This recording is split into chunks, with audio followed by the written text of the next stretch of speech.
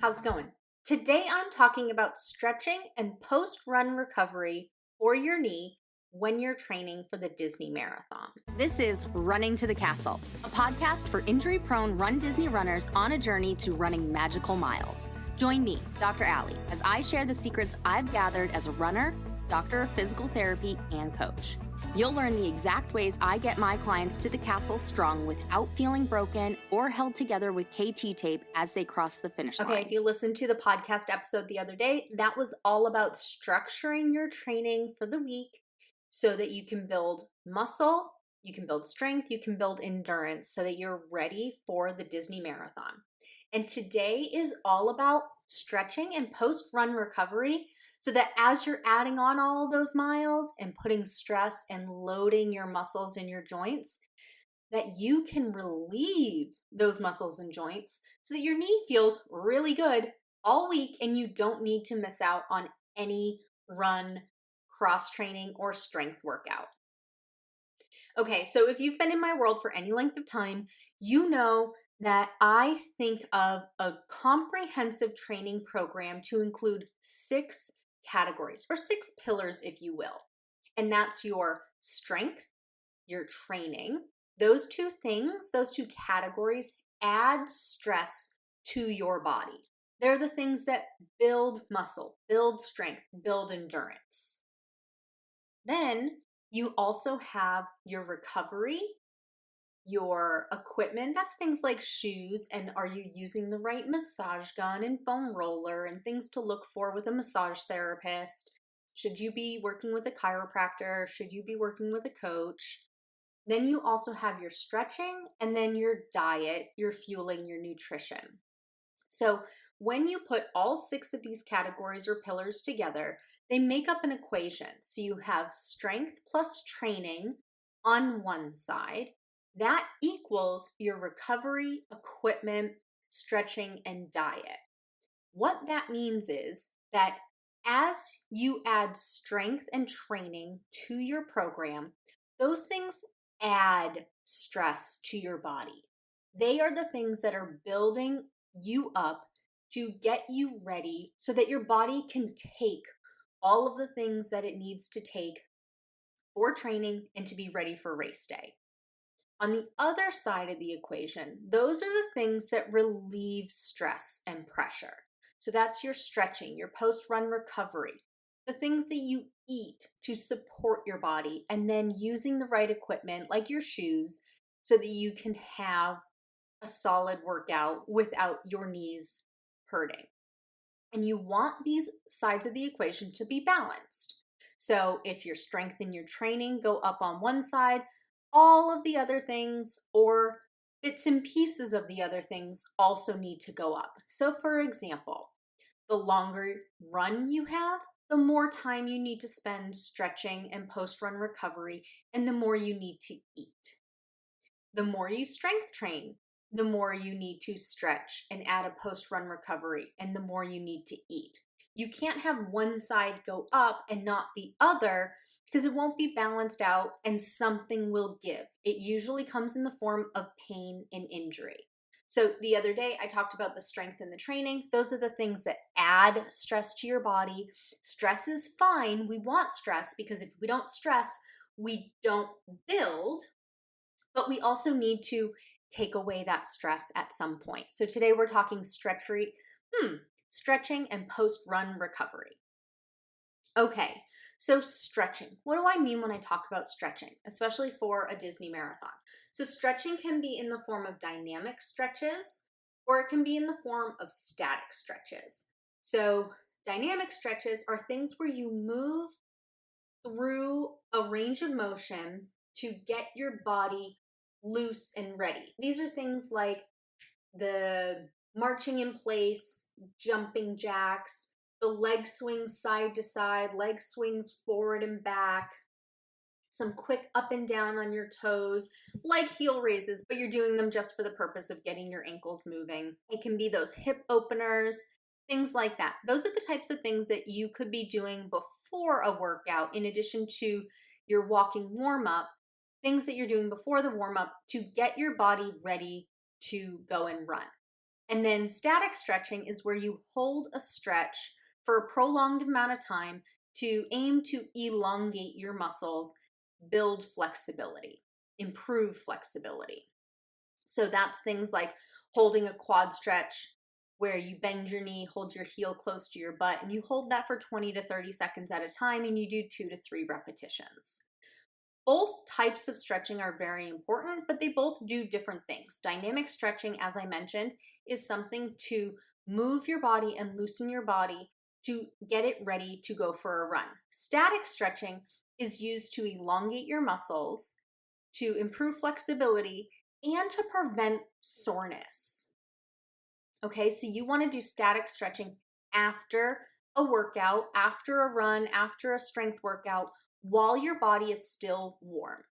The best comparison I like to use is imagine taking a rubber band, put it in the freezer. It stays there for 2 days.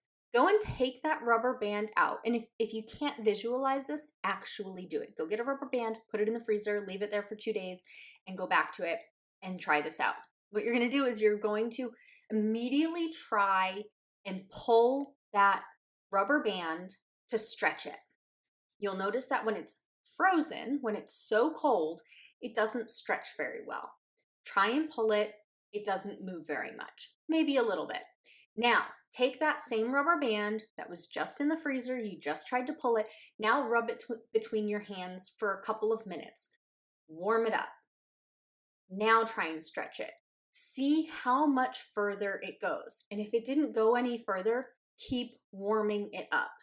Rub it between your fingers. Dip it in warm water and see how much further that rubber band stretches. Your muscles are made of similar material, made up with similar material. It's not all elastic fibers, but you do have elastic fibers in your muscles. They cannot stretch unless they're warmed up. And as we get older, you may have noticed this, we don't stretch as far as we used to. So that is inherent to aging. It's a natural process. Children have more elastic fibers than fibrous fibers in their muscles.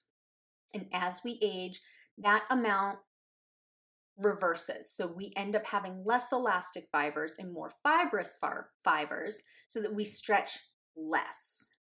Okay, so that's natural. If you can't stretch the same as you did when you were 18, well, you're not 18 anymore, but your body is literally made up of different materials at this point. You still can stretch, you will still get a benefit, but don't compare yourself to the 18-year-olds or yourself at 18, okay?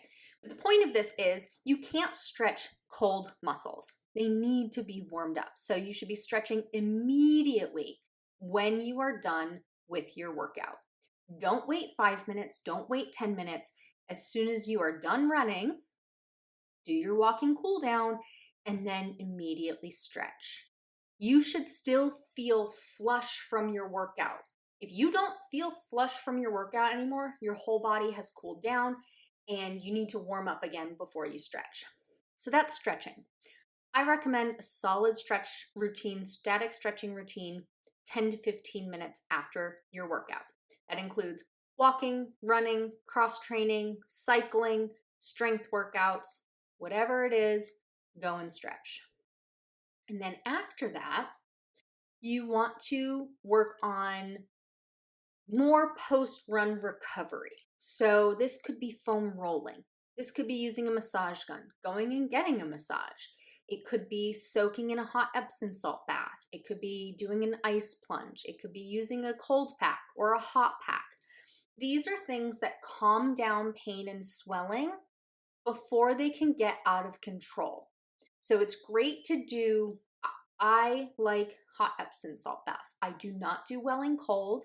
So hot Epsom salt baths and moist heat packs are my go-to. If you prefer ice and cold, by all means, do that. But Olaf likes warm hugs. Dr. Ali likes warm baths. I choose hot Epsom salt bath.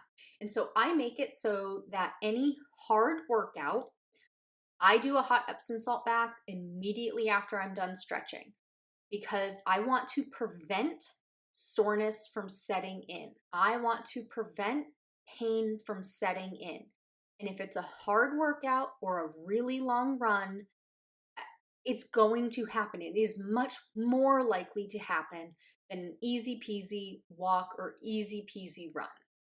Okay, so maybe you don't need to do it after every run, but after the hard ones or after the long runs, just make it part of your routine. Every long run I do on Fridays, I make sure I have plenty of time to go and sit in a hot Epsom salt bath for about half an hour. It's part of my routine. I plan my whole day so that I have the time, because if I don't, my hips will be tight, my knees will be tight, and I don't want to feel that soreness. So this is a preventative measure. Yes, it's helpful if you already feel those things, but it is, I don't even know how much more helpful. 10 times more helpful, 20 times more helpful, 2 times more helpful. I don't know. It is significantly more helpful to do it before the soreness and pain even set in. So make it part of your recovery routine.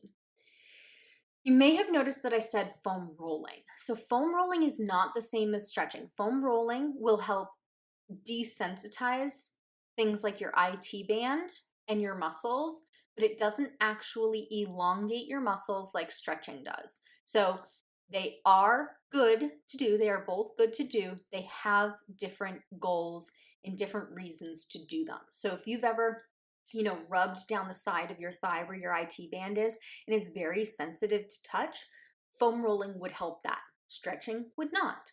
So they have different roles, and you should include both of them.